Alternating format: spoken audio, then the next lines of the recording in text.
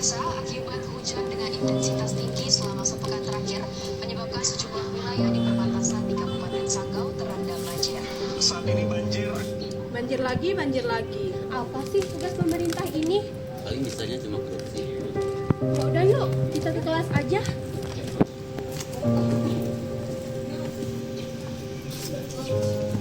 Hal sepele gini aja mereka masih nggak bisa disiplin.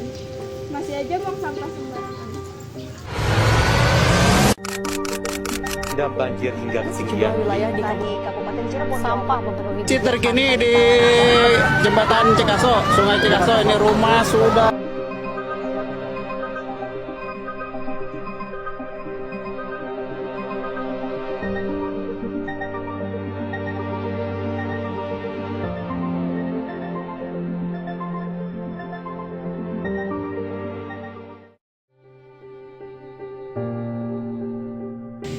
Kewajiban menjaga lingkungan bukan hanya kewajiban pemerintah, tapi kita sebagai masyarakat juga mengambil hal kecil seperti membuang sampah pada tempatnya.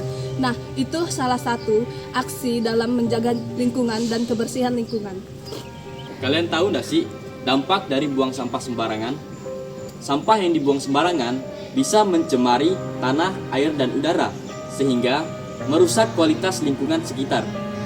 Sampah yang menumpuk bisa menjadi tempat perkembangbiakan penyakit, terutama nyamuk yang bisa menyebabkan penyakit DBD.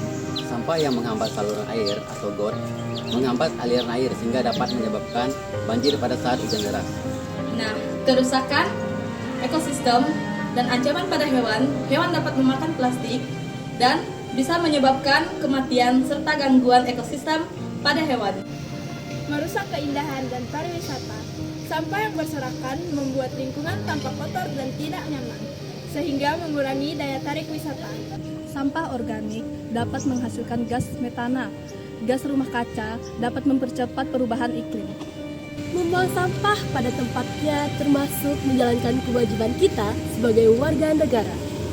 Kebiasaan kecil ini sangat penting agar kita terhindar dari penyakit, banjir, dan bencana alam.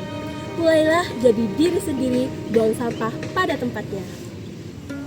Bukan hanya itu, kewajiban kita sebagai warga negara. Adapun yang pertama yaitu mematuhi peraturan dan hukum yang berlaku. Yang kedua, membayar pajak.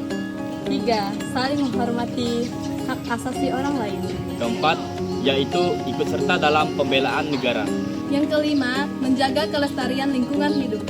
Yang keenam adalah menjaga persatuan dan kesatuan bangsa. Yang ketujuh, mengikuti pendidikan dasar. Yang ke-8, berpartisipasi dalam berbangsa dan bernegara. 9. Menghormati simbol-simbol negara. Ke-10, menjunjung tinggi nilai-nilai Pancasila dan Undang-Undang Dasar 1945. Nah, itu tadi adalah kewajiban kita sebagai warga negara Indonesia.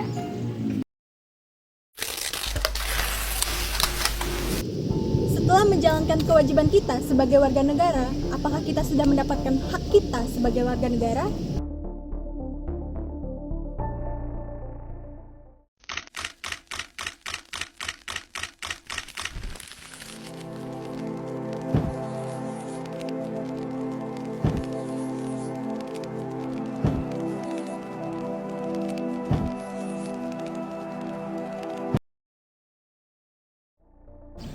Korban pelecehan sering merasa takut, malu, bahkan gak berani speak up. Kenapa? Karena takut disalahkan, bahkan tidak dipercaya. Seringkali, kasus pelecehan berakhir tanpa penjelasan. Padahal si korban sudah berani ngomong, tapi sistem hukumnya lambat atau bahkan sering meremehkan. Nah, mengapa kita harus mendapatkan hak atas perlindungan hukum dan hak keadilan? Hak atas perlindungan hukum dan hak atas keadilan merupakan bagian fundamental dari hak asasi manusia yang harus dijamin oleh negara. Perlindungan hukum sama dengan melindungi korban dari bahaya dan tekanan.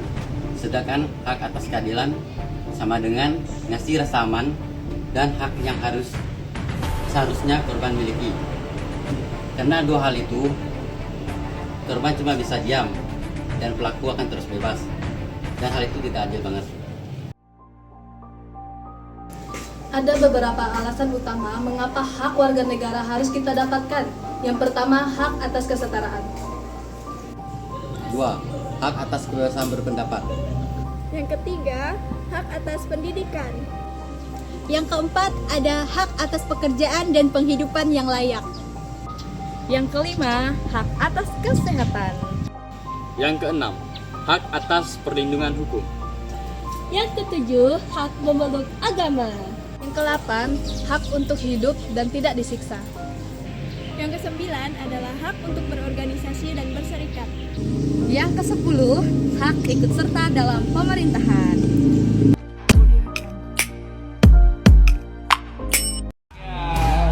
Pajak dari rakyat.